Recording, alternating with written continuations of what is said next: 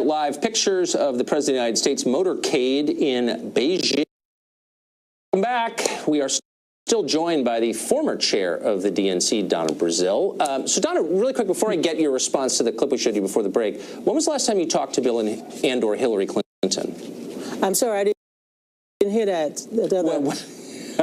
When was the last time you spoke with Bill or Hillary Clinton, and how did the conversation go? Oh, in the book, I said I spoke to Hillary in February. I believe the date was February 10th in Baltimore, when the Democratic Party was hosting its final future forum to elect new officers for the Democratic Party.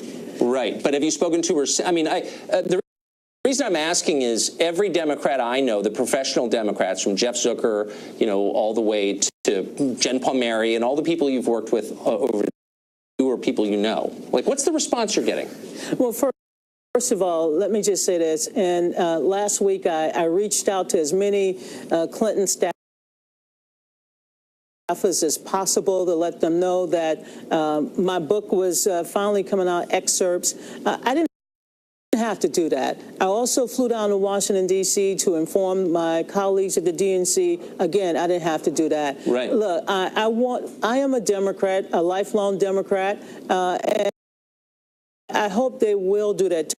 Tucker, I read Hillary's book, What Happened. It's a great book because it's historical, it's biographical, and also, as a woman who's been very, very active in politics, I thought she really examined some of the reasons why she fell short.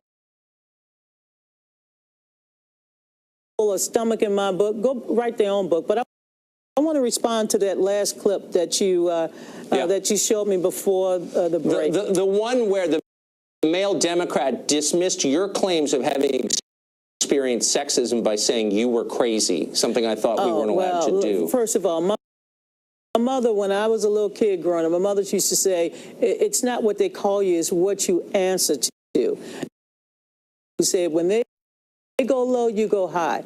And perhaps what I did on Sunday,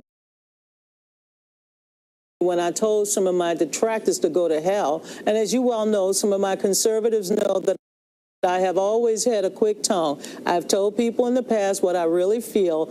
I should have channeled Michelle and just go higher. I'm thinking now, Tucker, as you know me, and I've known you for a long time. We haven't gone fishing, but I got a lot of kids. Them just recently, they know that I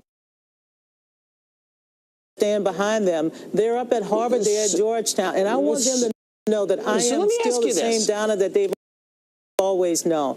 I'm feisty, I'm gusty. Well, I've noticed that. And as you well know, they've come after you. They've come after you and said, look, it's a little much for you to criticize the DNC for colluding with the Hillary campaign when you conceded that you leaked questions to the Hillary campaign during a CNN town hall, before a CNN town hall. My question when they read your book, how could they not have known that? Well, Tucker, I surely hope everyone will now go out and buy the book. It's called Hacks, the Inside Story. Hold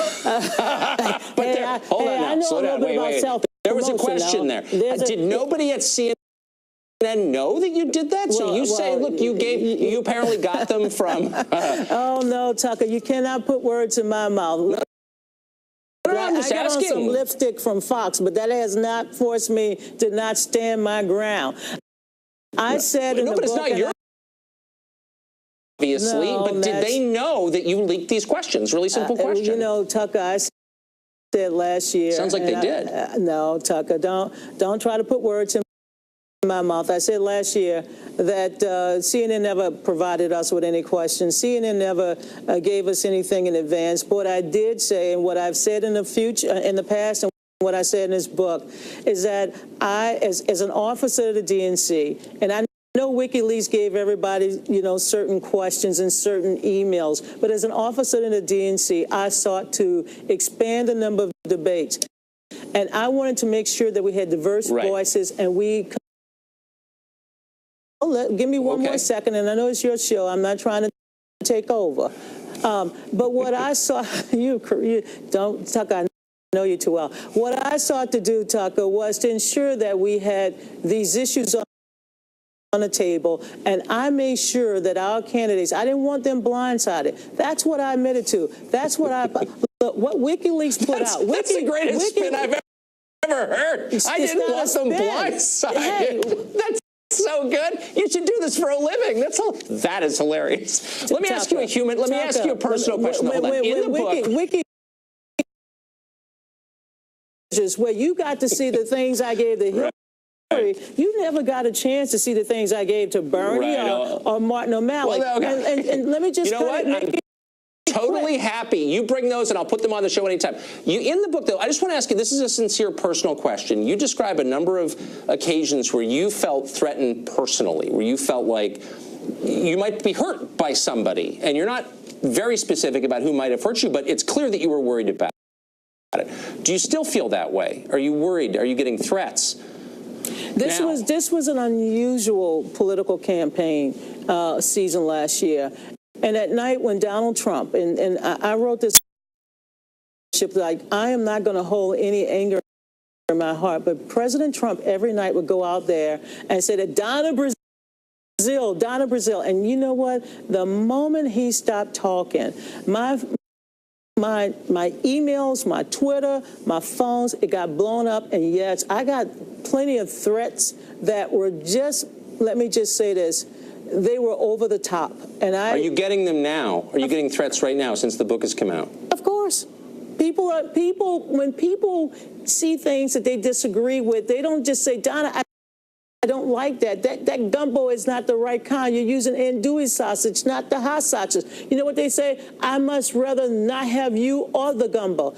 Tucker, unfortunately, we live in a world now where even appearing on this show tonight, even taking pictures with people I disagree with, people attack you. They attack your motives. And everyone who has said, Donna is making money. Well, first of all, that's why Donna would write her book. Because Donna likes to write.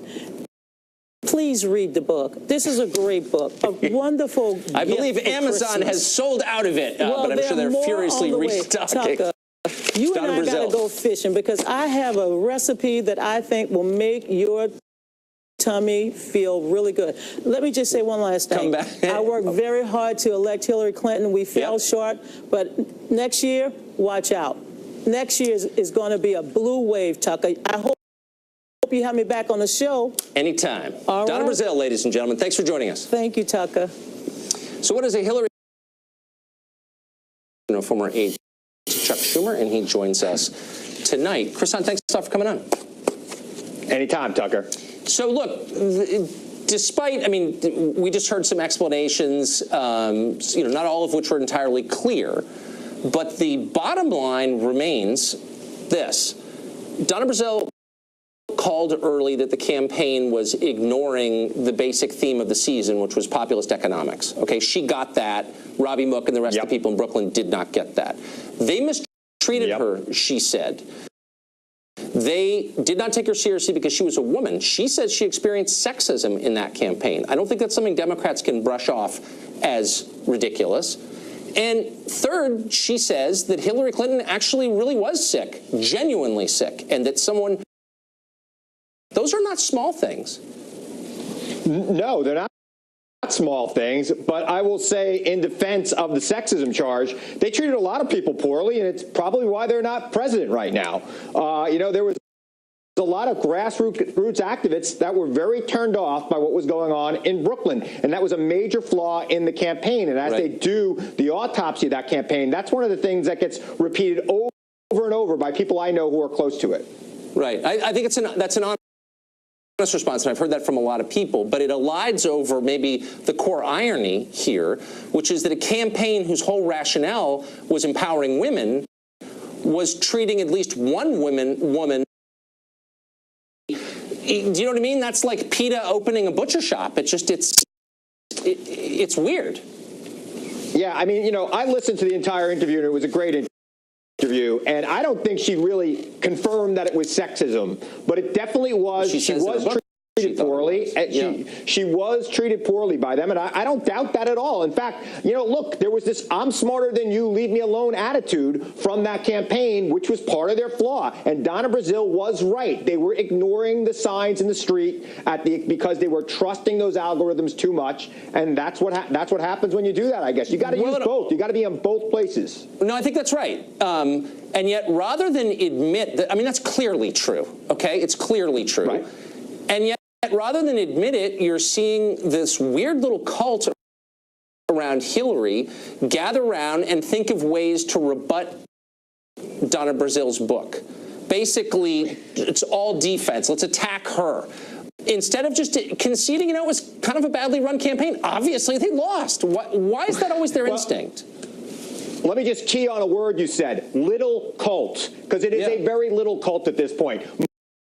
And other places in the country. So while there are going to be some loyalists to her who will fight till the death for every last criticism of the campaign and of her, I think it's a very small group, and I think most people have moved on at this point. Yeah, it seems to include an awful lot of reporters, which is why it annoys me. But I think your point is probably fair. Chris, thank you. Anytime. One of the most interesting revelations from our Donna Brazile interview, Mark Stein joins us after this. We're also watching the president's welcome ceremony in Beijing, China. We'll be right back with that as well.